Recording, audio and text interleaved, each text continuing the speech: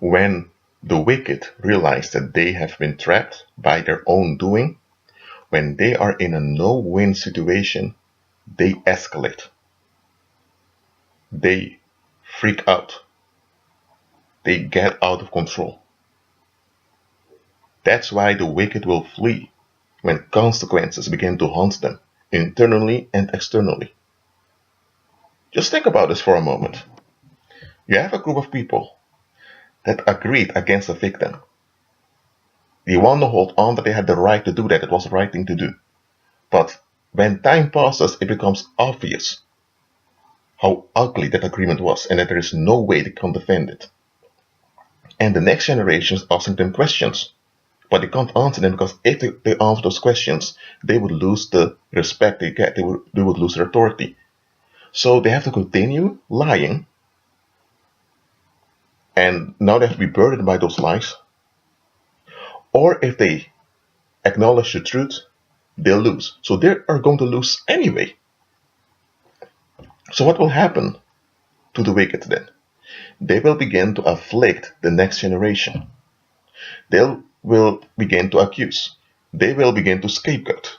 Why? Because they are in a situation they cannot win. When you operate in self-validation, you can never win.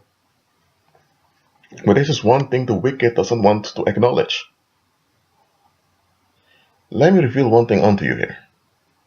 The only reason the Most High gave human beings a will and ability to choose, and the only reason He permits people to choose wrong, is so that He can rectify it in His time to glorify Himself.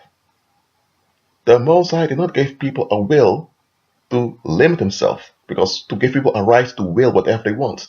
That's what people teach with that free will doctrine. That's not true. When you go to Exodus and you read about the 10 plagues on Egypt, it is stated very clearly by the Most High that it was the Most High Himself that raised Pharaoh up so that he could show His power through him. How did this happen?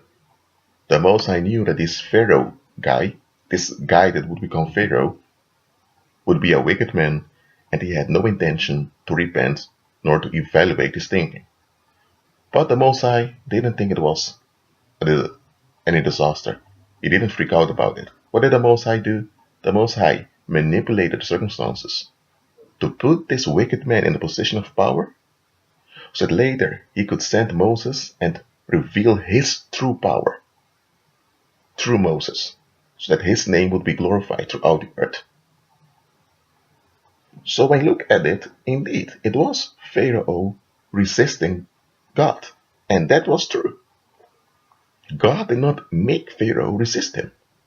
God, however, used that resistance, and even to some extent empowered that resistance, not because the Most High empowers evil, but He fueled that resistance to later break it with His judgment, so that people would learn to rely upon Him and not upon the world.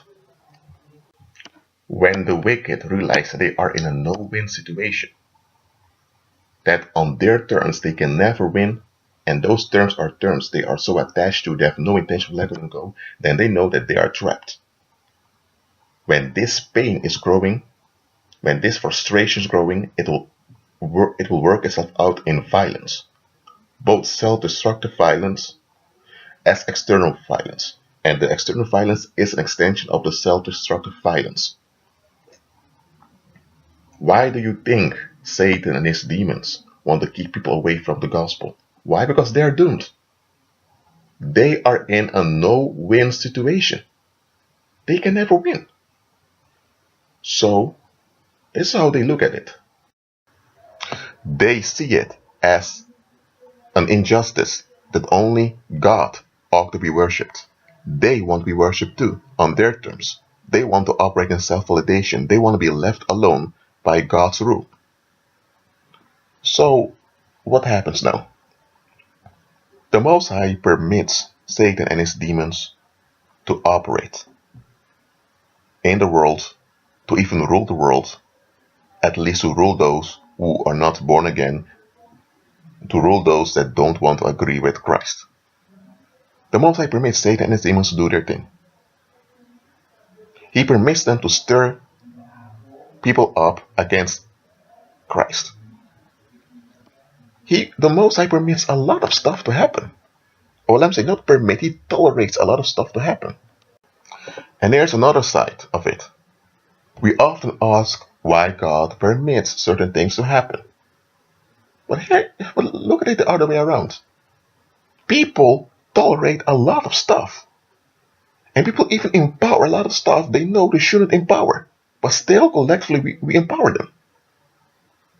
And we don't want to give an answer. We don't want to give an account of it. People come with BS statements like, people have their privacy, people have their personal space, you ought to leave people alone, it's none of your business. People come with all kinds of excuses that they defend by violence in order not to give an account, in order to avoid collective responsibility. So yes, the Most High tolerates Satan and his demons to do their thing. But on the other hand, it's the worldly people who continue in unbelief that empower Satan and his demons.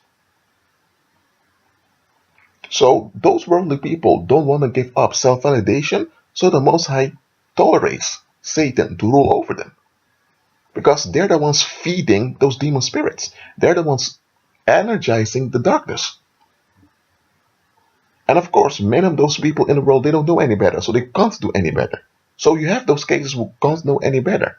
But the majority of the world, they know what they're doing, even though they don't know the exact circumstance of what's going on. They know that they're holding on to darkness, and they keep holding on to it. So the Most High tolerates the paranormal to operate, but only for him to rectify all that darkness later when Christ returns. And then only the Most High will be exalted. There will be nothing left of the so-called will of worldly people, because every knee will bow down and every tongue will confess that Jesus Christ is Lord. Willingly or out of necessity. Those that have done it willingly will rejoice at the second coming. Those that will have the acknowledging of necessity, well, they're doomed. So when you look at it carefully, the wicked are in a no-win situation. And deep down inside, if they would look at the bigger picture, they would realize this. But that's why they don't want to look at the bigger picture. That's why they don't want others to look at the bigger picture. They want relief at all costs to hold on to their self-validation. Well, it will never work. Anyway, for those that are born again, agree with Christ and be at peace.